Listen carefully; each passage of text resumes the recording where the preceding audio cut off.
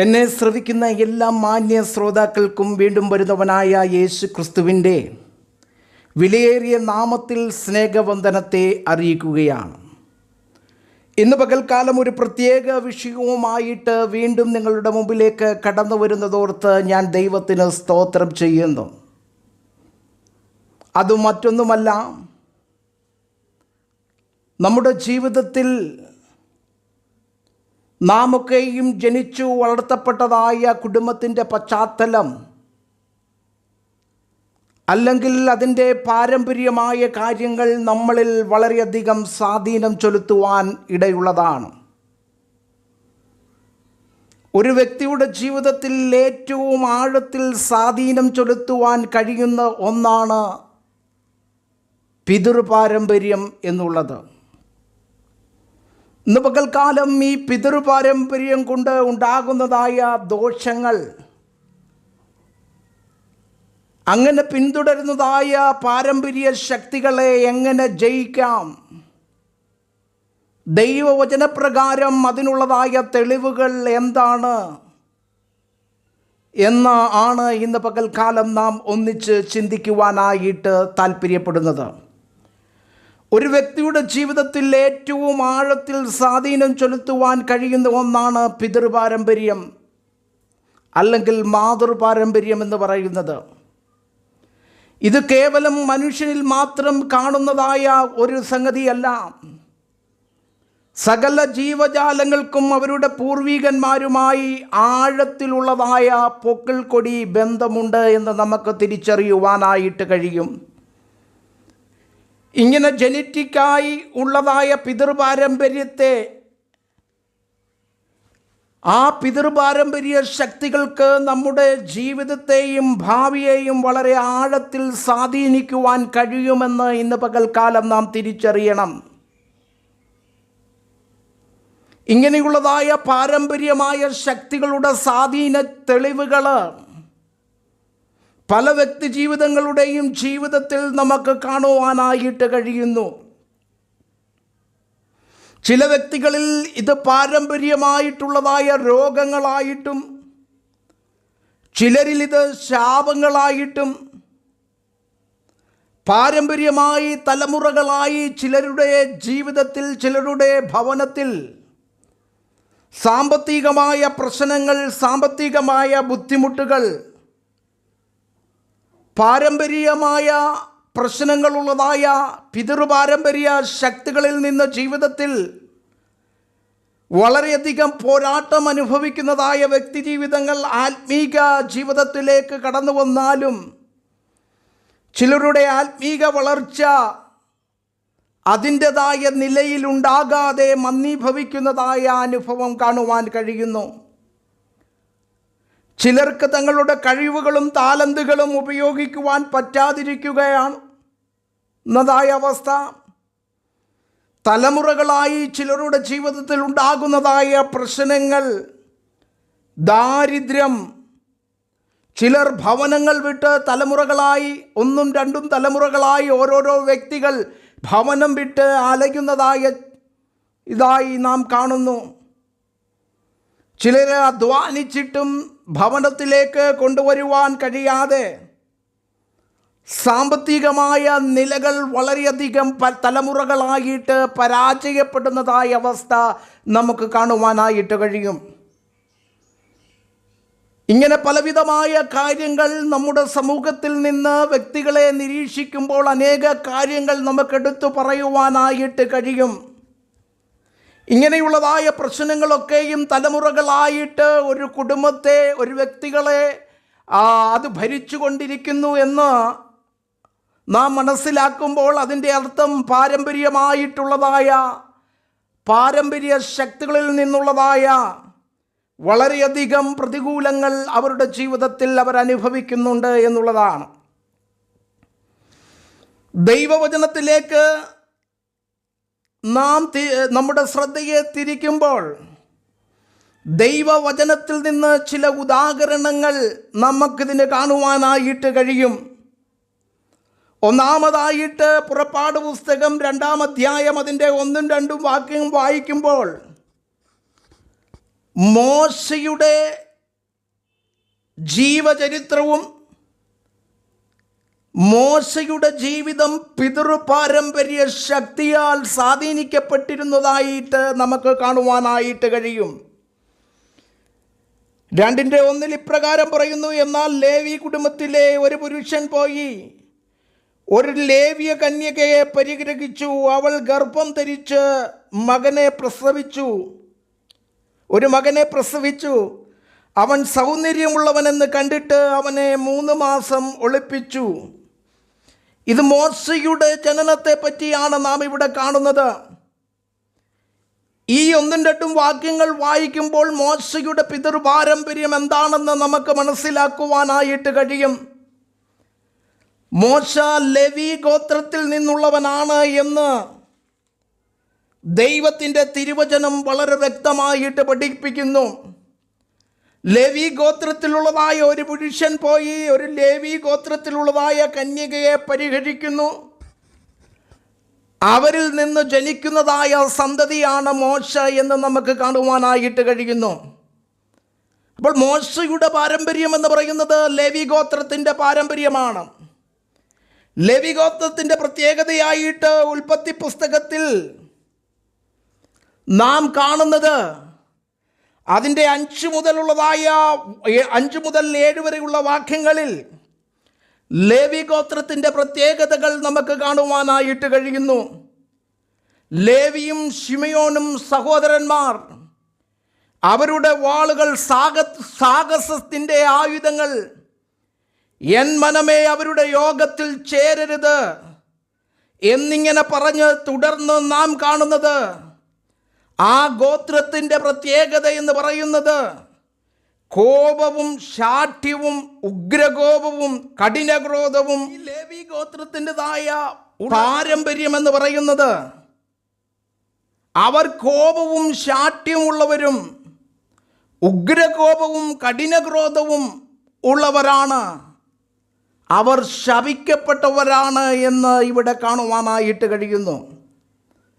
എന്നാൽ ഈ ഒരു കുടുംബ പശ്ചാത്തലം, ഈ ഒരു പാരമ്പര്യത്തിൻ്റെ പശ്ചാത്തലം മോശയുടെ ജീവിതത്തിലും നമുക്ക് കാണുവാനായിട്ട് കഴിയുന്നു. മോശ പിതാക്കന്മാരിലൂടെ തലമുറകളിലേക്ക് കൈമാറി കിട്ടിയതായ ഈ കോപത്തിനും ഈ ശാഠ്യത്തിനും ഈ ഉഗ്രകോപത്തിനും ശാപത്തിനുമൊക്കെ പാത്രീഭൂവനായ ഒരു മനുഷ്യനാണ്. അതുകൊണ്ടാണ് അവൻ മിസ്രൈമിനായിരിക്കുന്ന ഒരു മനുഷ്യനെ കൊല ചെയ്യുവാനായിട്ടിടയായി തീർന്നു. അത് മോശയിൽ പാരമ്പര്യമായി കിട്ടിയതായ ക്രോധത്തിൻ്റെ അനന്തരഫലമായിരുന്നു എന്ന് നമുക്ക് കാണുവാനായിട്ട് കഴിയും. ഒരുപക്ഷെ ഈ ക്രോധം തന്നെ ആയിരിക്കാം വാഗ്ദത്ത ദേശത്തിൽ നിന്ന് അവന് പ്രവേശിക്കുവാൻ കഴിയാതെ വാഗ്ദത്ത ദേശത്ത് എത്തിച്ചേരുന്നതിന് മുമ്പായി ഈ ലോകത്തിൽ നിന്ന് മാറ്റപ്പെടുവാനുള്ളതായ ഒരു കാരണം എന്ന് ഞാൻ ചിന്തിക്കുകയാണ്. മോശയുടെ ജീവിതം നമുക്കറിയാം. ഒരു അടിമയായി ജനിച്ച് ഫറവോന്റെ കൊട്ടാരത്തിൽ വളർത്തപ്പെട്ടവൻ, ജീവിതത്തിൽ അനേക സൗഭാഗ്യങ്ങൾ അനുഭവിച്ചവനാണ്. 40 ദിവസം അവൻ ദൈവത്തോടൊന്നിച്ച് ദൈവസന്നിധിയിൽ ചിലവഴിച്ചവനാ. എന്നാൽ മോശയുടെ ജീവിതത്തെ സസൂക്ഷ്മം നാം നിരീക്ഷിക്കുമ്പോൾ ഈ കോപത്തിൻ്റെ, ഈ ക്രോധത്തിൻ്റെ, ഈ ശാപത്തിൻ്റെ പാരമ്പര്യം അവനെ പിന്തുടരുന്നതായിട്ട് നമുക്ക് കാണുവാൻ കഴിയും. വേറൊരു ഉദാഹരണമാണ് അബ്രഹാം, ഇസഹാക്ക്, യാക്കോബ്, 12 ഗോത്രപിതാക്കന്മാർ. നാം ഇവരെ ഓരോരുത്തരെയായിട്ട് എടുത്ത് പഠിക്കുമ്പോൾ അബ്രഹാമിൻ്റെ ജീവിതത്തിൽ അബ്രഹാം ഒരു കള്ളം പറഞ്ഞു. സാറ തൻ്റെ ഭാര്യയല്ലെന്ന് പറഞ്ഞു. ഈ തെറ്റ് ഇസഹാക്കിൻ്റെ ജീവിതത്തിൽ ആവർത്തിക്കുന്നു. ഇസഹാക്കിനോട് യാക്കോബ് കള്ളം പറയുന്നു. ഇതേ സ്വഭാവം അതിനുശേഷം യാക്കോബിൻ്റെ 12 പുത്രന്മാരിൽ നമുക്ക് കാണുവാനായിട്ട് കഴിയുന്നു. ഒരു തലമുറയിൽ ആരംഭിക്കുന്നതായ തെറ്റിൻ്റെ തെറ്റ് പിന്നീടുള്ളതായ തലമുറകളിലേക്ക് അത് വ്യാപിച്ച് കിടക്കുന്നതായി അല്ലെങ്കിൽ വ്യാപരിച്ചു നിൽക്കുന്നതായിട്ട് നമുക്ക് കാണുവാനായിട്ട് കഴിയുന്നു. അവർ ചെയ്തതായ തെറ്റിൻ്റെ പരിണിത ഫലം അവർ അനുഭവിക്കുന്നു എങ്കിൽ തന്നെയും ഈ തെറ്റ് പിന്നീടുള്ളതായ തലമുറകളിലേക്ക് വ്യാപരിച്ച് ഒരു പാരമ്പര്യ ശക്തിയായിട്ട് പിന്തുടരുന്നത് നമുക്ക് കാണുവാൻ കഴിയും. വേറൊരു ഉദാഹരണമാണ് യഹൂദ. മറ്റെല്ലാ ഗോത്രങ്ങളിലും വെച്ച് മനോഹരമായ ഭാവിയുള്ളതായ ഉണ്ടായിരുന്നതായ ഗോത്രമാണ് യഹൂദ ഗോത്രം. വളരെ മനോഹരമായ പ്രവചന ദൂത് ഈ ഗോത്രത്തിന് സ്വന്തമായിരുന്നു. അതായത് കർത്താവായ യേശു ക്രിസ്തുവിൻ്റെ ജനനം യഹൂദ ഗോത്രത്തിലൂടെ സംഭവിക്കുമെന്നുള്ളത്. എന്നാൽ പക്ഷേ പാരമ്പര്യം യഹൂദയെ പിടിക്കുവാനായിട്ടിടയായി തീർന്നു. തൻ്റെ ജീവിതത്തിലൂടെ ആരംഭിച്ചതായ ലൈംഗിക പാപം പിന്നീട് തൻ്റെ തലമുറകളിലേക്ക് കൈമാറുന്നതായിട്ട് നാം കാണുന്നു. യഹൂദ ഗോത്രത്തിൽ നിന്നുള്ളതായ ദാവീദിൻ്റെ ജീവിതത്തിൽ ഇതേ പാപം പിന്തുടരുന്നതായും യുദ്ധത്തിന് പോകേണ്ടവൻ മട്ടുപ്പാവിൽ കയറിയതുകൊണ്ട് പാപം അവനെ പിടിക്കുവാനായിട്ടിടയായി തീർന്നു. ഇതേ പാരമ്പര്യം അവൻ്റെ മകനായിരിക്കുന്ന ശലോമോനിൽ കാണാം. അവൻ്റെ തലമുറകളിൽ പലരിലും ഈ തെറ്റ് യഹൂദ ഗോത്രത്തിൽ നിന്നുള്ളതായ ഈ തെറ്റ് യഹൂദയിൽ നിന്ന് ആരംഭിച്ചതായ തെറ്റ് പിന്തുടർന്നതായിട്ട് നമുക്ക് കാണുവാനായിട്ട് കഴിയും. അവൻ്റെ മകനായിരിക്കുന്ന ശലോമോനിൽ ഇത് അതികഠിനമായിട്ട് ഈ പാരമ്പര്യം വ്യാപിക്കുവാനായിട്ടിടയായി തീർന്നു. അങ്ങനെ ദൈവത്തിൻ്റെ തിരുവചനം എടുത്ത് പഠിക്കുമ്പോൾ തലമുറകളായിട്ട് കൈമാറി വരുന്നതായ ചില തെറ്റുകളുടെ വഴികൾ, പാരമ്പര്യമായി തലമുറകളിലേക്ക് കൈമാറപ്പെടുന്നതായ ചില പാപത്തിൻ്റെ അവസ്ഥകൾ, പാരമ്പര്യമായി കൈമാറ്റം ചെയ്യുന്നതായ ചില ശാപങ്ങൾ തിരുവചനത്തിൽ നിന്ന് നമുക്ക് കാണുവാനായിട്ട് കഴിയും. ന്യായാധിപന്മാരുടെ പുസ്തകം 6-ാം അധ്യായം നാം പഠിക്കുമ്പോൾ ദൈവം ഗിദെയോനെ തിരഞ്ഞെടുത്ത് ഒന്നാമതായിട്ട് ദൈവം അവനോട് പറയുന്നത്, നീ നിന്റെ പിതൃഭവനത്തിലെ ഉള്ളതായ വിഗ്രഹത്തെ തകർക്കണമെന്നാണ്. എന്തുകൊണ്ടായിരിക്കാം ദൈവം അവനോട് ഇങ്ങനെ പറയുവാനുള്ളതായ സാഹചര്യം? ഞാൻ ചിന്തിക്കുന്നത് തുടർന്നുള്ളതായ യാത്രയിൽ ഈ പാരമ്പര്യമായിരിക്കുന്നതായ വിഗ്രഹശക്തി ഗിദെയോനെ പിന്തുടരുവാനിടയുണ്ട്. അതുകൊണ്ട് തന്നെ ആയിരിക്കാം ദൈവം പറഞ്ഞത്, നിന്റെ പിതൃപാരമ്പര്യമായ വിഗ്രഹശക്തിയെ നീ തകർത്ത് എന്നിട്ട് നീ ശുശ്രൂഷയിലേക്ക് ഇറങ്ങണമെന്നുള്ളത്. ചില തലമുറകളിൽ ഇങ്ങനെയാണ്. അവരുടെ പിതാക്കന്മാർ, പൂർവ്വപിതാക്കന്മാർ സേവിച്ചതായിരിക്കുന്നതായ വിഗ്രഹശക്തികളും അതിൻ്റെ സ്വാധീന വലയത്തിൽ നിന്ന് വ്യക്തികൾ വിടുവിക്കപ്പെടുന്നില്ല എങ്കിൽ ആ സ്വാധീന ശക്തികൾ, ആ പാരമ്പര്യ ശക്തികൾ അവരുടെ ജീവിതത്തെ തുടർന്ന് സ്വാധീനിക്കുവാനായിട്ടിടയുണ്ട്. ഇതിലൂടെ ഒരു പാരമ്പര്യ കൈമാറ്റങ്ങൾ സംഭവിക്കുവാനിടയുണ്ട്. നമുക്കറിയാം, നാമൊക്കെയും ഈ ലോകത്തിൽ ജനിച്ചത് ഒരു മാതാവിൻ്റെയും പിതാവിൻ്റെയും തണലിലാണ്. അപ്പോൾ തന്നെ നാം അറിയാതെ നമ്മുടെ പിതൃപാരമ്പര്യമായി, മാതൃപാരമ്പര്യമായി നമ്മുടെ ജനന സമയത്ത് കൈമാറ്റം ചെയ്തതായ ചില സാത്താന്യ കൈമാറ്റങ്ങളുണ്ട്. അതിനെ നാം തിരിച്ചറിഞ്ഞ് അതിന്മേൽ ജയമെടുക്കേണ്ടത് വളരെ ആവശ്യമാണ്. നാം ഇങ്ങനെ തന്നെ പ്രാർത്ഥിക്കണം, എൻ്റെ ജനന സമയത്ത് ഞാൻ അറിയാതെ കൈമാറ്റം ചെയ്യപ്പെട്ടതായ സകല കൈമാറ്റങ്ങളും യേശു ക്രിസ്തുവിൻ്റെ നാമത്തിൽ എന്നെ വിട്ടു മാറിപ്പോകട്ടെ, എന്നെ വിട്ടു നശിച്ചു മാറിപ്പോകട്ടെ എന്ന് നാം പ്രാർത്ഥിക്കേണ്ടത് വളരെ ആവശ്യമാണ്. ഒന്നോർക്കുക, പിതൃപാരമ്പര്യ ശക്തികൾ നമ്മെ പിന്തുടരുന്നത് നല്ല ലക്ഷ്യത്തോടെയല്ല. പിതൃപാരമ്പര്യം എന്ന് പറയുന്നത് അതിനെ വളരെ നിസ്സാരമായി കാണേണ്ട ഒന്നല്ല. അതിന് നിങ്ങളെ നശിപ്പിക്കുവാൻ കഴിയും, നിങ്ങളുടെ ഭാവിയെ തകർത്തു കളയുവാൻ കഴിയുമെന്ന് തിരിച്ചറിയുക. നിങ്ങളുടെ മേൽ ഏറ്റവും അധികം സ്വാധീനം ചെലുത്തുവാൻ കഴിയുന്ന ഒന്നാണ് പിതൃപാരമ്പര്യ ശക്തികൾ.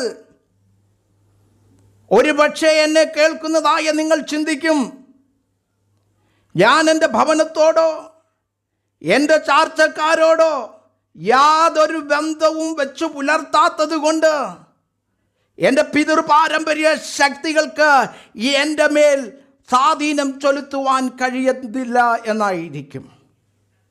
ചിലർ ചിന്തിക്കുന്നത്, ഞാൻ എൻ്റെ ദേശവും എൻ്റെ രാജ്യവും വിട്ട് കടൽ കടന്ന് വേറൊരു രാജ്യത്ത് കുടുംബസമേതം പാർക്കുന്നത് കൊണ്ട് എൻ്റെ പാരമ്പര്യങ്ങൾക്ക് എന്നെ തൊടുവാൻ കഴിയത്തില്ല എന്നുള്ളതാണ്. എന്നാൽ ഞാനൊരു കാര്യം പറയാം, അങ്ങനെയൊന്നും മാറിപ്പോകുന്നതല്ല പിതൃപാരമ്പര്യം.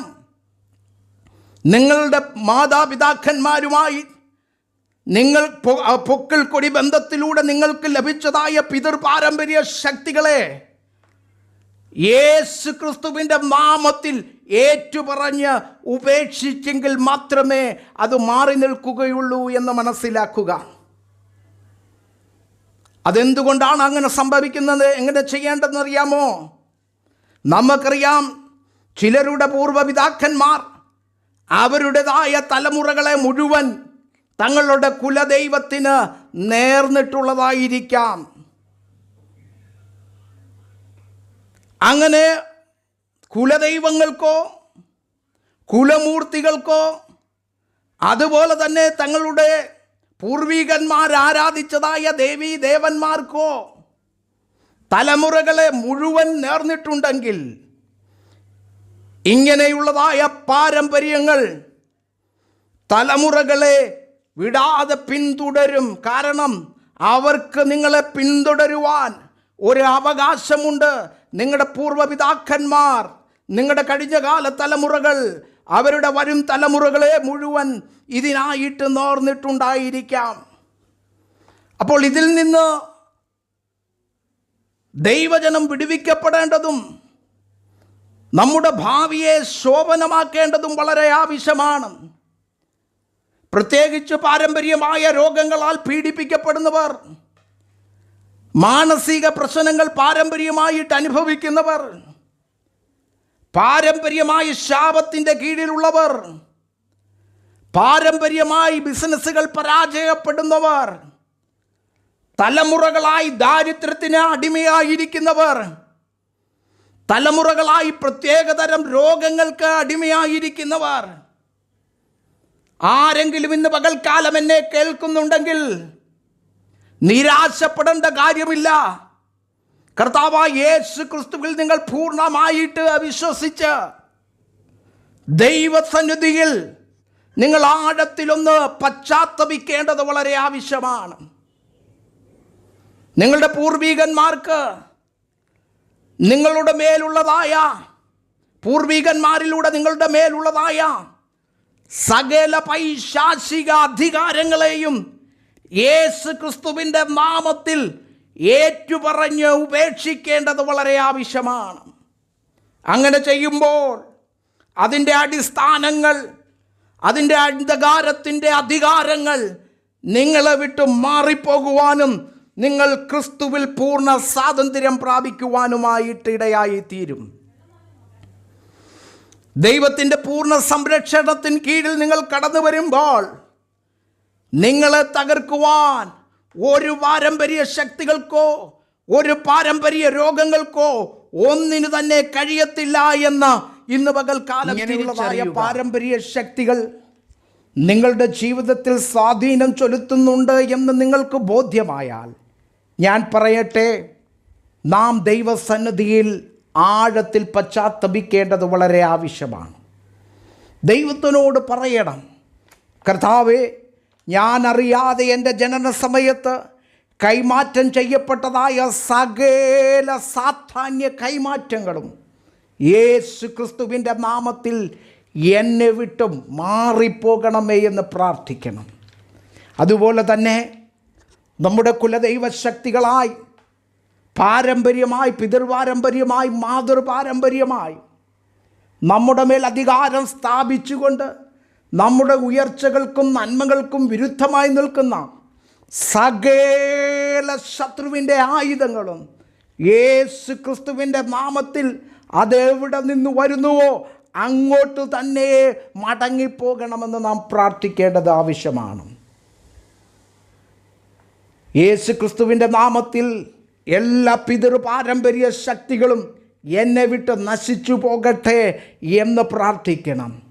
പാരമ്പര്യമായി ഒരുപക്ഷെ നിങ്ങളെ അലട്ടുന്ന രോഗങ്ങൾ, രോഗശക്തികൾ, പരാജയ ഭീതികൾ, ദുർസ്വഭാവങ്ങൾ, ദുർശക്തികൾ, ജീവിതത്തിൽ ഉയർച്ചയ്ക്കും നന്മയും ഇല്ലാതാക്കുന്നതായ അന്ധകാര ശക്തികൾ എന്തു തന്നെ നിങ്ങളെ പാരമ്പര്യമായി പിൻപറ്റുന്നുവോ അതിനെ ദൈവസന്നിധിയിലേറ്റു പറഞ്ഞ യേശു ക്രിസ്തുവിൻ്റെ നാമത്തിൽ ഇന്നു മുതൽ നിങ്ങളുടെ മേലോ നിങ്ങളുടെ തലമുറകളുടെ മേലോ പിതൃപാരമ്പര്യത്തിനോ മാതൃപാരമ്പര്യത്തിനോ അധികാരമില്ലെന്ന് യേശു ക്രിസ്തുവിൻ്റെ നാമത്തിൽ പറഞ്ഞ് അതിൻ്റെ ബന്ധം വിച്ഛേദിക്കേണ്ടത് വളരെ ആവശ്യമാണ്. ഇങ്ങനെ ചെയ്യുമ്പോൾ നമ്മുടെ ഇനിയുള്ളതായ നാളുകൾ അനുഗ്രഹിക്കപ്പെടുവാൻ ഇടയായിത്തീരും. ശാപങ്ങൾ ഇതുവരെയും നമ്മെ പിന്തുടർന്നത്, രോഗങ്ങൾ ഇതുവരെയും പിന്തുടർന്നത് നിങ്ങളെ വിട്ടുമാറുവാനായിട്ട് ഇടയായിത്തീരും. ഒരു നിമിഷം ഞാൻ നിങ്ങൾക്ക് വേണ്ടി പ്രാർത്ഥിക്കാം. കർത്താവായ യേശുവേ, ഇന്ന് പകൽക്കാലം ഞങ്ങൾ ഒരുമിച്ച് ദൈവത്തിൻ്റെ പാദപീഠത്തിലേക്ക് കടന്നു വരികയാണ്. എന്നെ ശ്രവിച്ച ആരെങ്കിലും പിതൃപാരമ്പര്യ ശക്തികളാൽ വലഞ്ഞ്, പാരമ്പര്യ രോഗങ്ങളാൽ വലഞ്ഞ്, പാരമ്പര്യമായി പരാജയങ്ങൾ അനുഭവിക്കപ്പെട്ട്, പാരമ്പര്യ മാനസിക രോഗങ്ങൾക്ക് അടിമയായി, പാരമ്പര്യമായി ഭവനം വിട്ട് അലയുന്നതായ കുടുംബത്തിൽ ജനിച്ചവരാണെങ്കിൽ ഇന്ന് പകൽക്കാലം യേശു ക്രിസ്തുവിൻ്റെ നാമത്തിൽ അവരുടെ സകല പാരമ്പര്യത്തിൻ്റെ കെട്ടുകളും ഇന്ന് പകൽക്കാലം അവരെ വിട്ട് അഴിഞ്ഞു മാറേണ്ടതിനായിട്ട് പ്രാർത്ഥിക്കുകയാണ്. ദൈവത്തിൻ്റെ ശക്തി, യേശു ക്രിസ്തുവിൻ്റെ ഉയർപ്പിൻ്റെ ശക്തി, പുത്രൻ നിങ്ങൾക്ക് സ്വാതന്ത്ര്യം വരുത്തിയാൽ നിങ്ങൾ സാക്ഷാൽ സ്വതന്ത്രരാകുമെന്നുള്ള ദൈവത്തിൻ്റെ വചനം അവരുടെ ജീവിതത്തിൽ പൂർണ്ണമായിട്ട് നിറവേറണമേ കർത്താവേ. ഇനിയുള്ള നാളുകൾ ഇവരുടെ ജീവിതം അനുഗ്രഹത്തിൻ്റെ നാളുകളാക്കി സ്വർഗം അവിടുന്ന് മാറ്റണം. പ്രാർത്ഥന കേട്ടതിനായി സ്തോത്രം. യേശുവിൻ്റെ നാമത്തിൽ തന്നെ ആമേൻ.